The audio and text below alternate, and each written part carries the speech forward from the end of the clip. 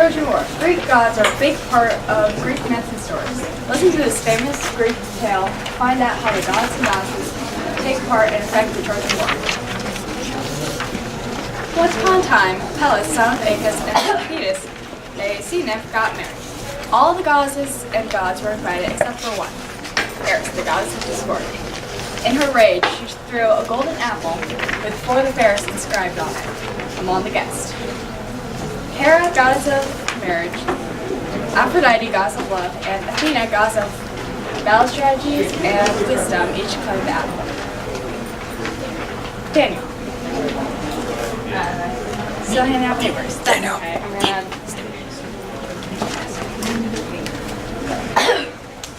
Here you go.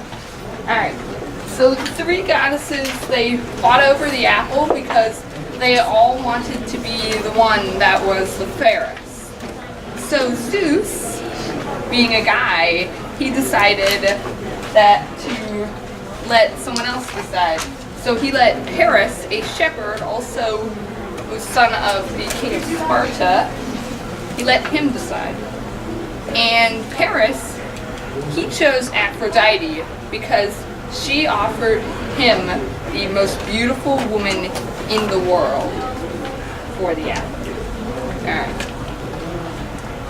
And the other 2 goddesses became his enemies because he didn't choose that.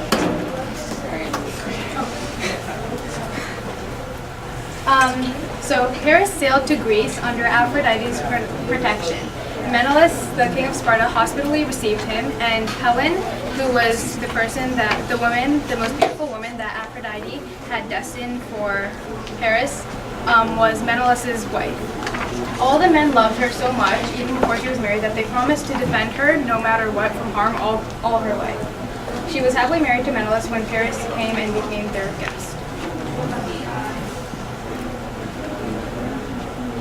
Aphrodite helped the Prince of Troy, Paris, persuade Helen to elope to Troy with Paris. Menelaus was very upset about this, so he called his brother chieftains of Greece to get revenge on Paris. All of them said yes, except one, who was Odysseus.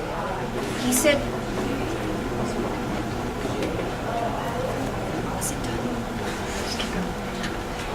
he said no because he had a wife and a kid he wanted to spend time with. It's me. We gotta go next 2 slides after that one. Next one. Next one. Where'd you put it? There it is. So one of the other suitors that promised to protect Helen was Palamedes, and Palamedes went to Odysseus' home, and while Odysseus was plowing his fields, Palamedes put Odysseus' son in front of his plow, and he had to turn his plow around, and then he could not refuse his promise to protect Helen.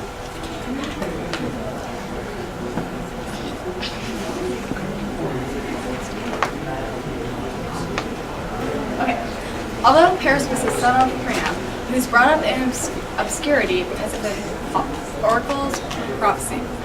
The oracle predicted that he would one day be the ruin of the state. As him and Helen entered Troy, this seemed to come true. The army that the Greeks assembled was the best ever seen. Agamemnon, brother of Menelaus, was the commander-in-chief. Achilles and Odysseus were also in the army, and Odysseus was famous for his wisdom and cleverness. Although Troy was no feeble enemy. And Priam was now an old guy, but he has been a wise ruler by strengthening the state by governing well and keeping peace with his neighbors. Hector, who was Priam's other son and Paris' brother, was set to take the throne. He was a brave and noble young man, and he knew that danger would come when Paris brought Helen to Troy with him. He knew that he would have to fight for his family and country, and still it made him very sad to think about the consequences and the petty circumstances that had begun the war. After 2 years of preparation, the Greek army and fleet assembled in the port of Aulis.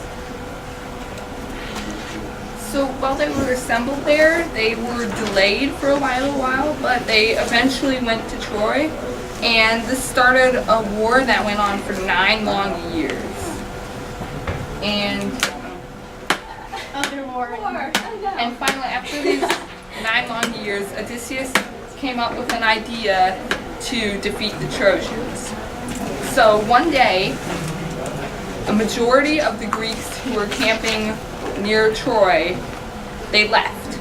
The remaining people there built a large wooden horse. And there's that, yeah. To look like a peace offering to Athena. So they filled this large wooden horse with people, and then all the rest of the Greeks on the island then sailed away.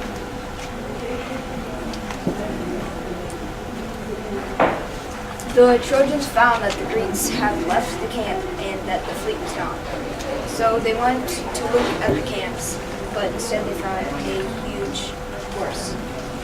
Some wanted to take it and put it as a trophy, but others was afraid of it. The priest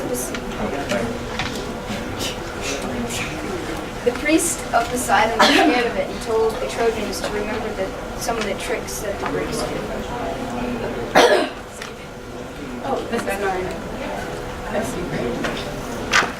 No, she already read that. Yeah.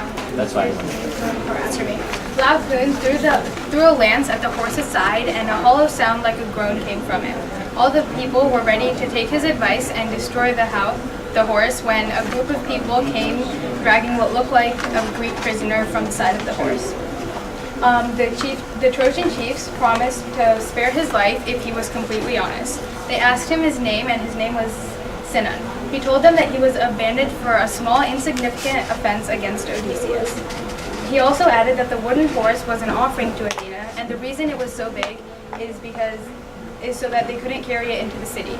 He added that if the Trojans got hold of the horse, the Greeks would lose the war.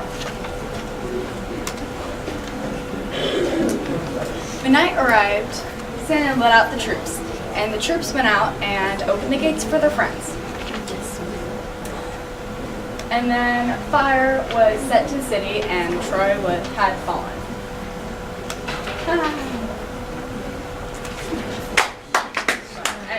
There's a second story.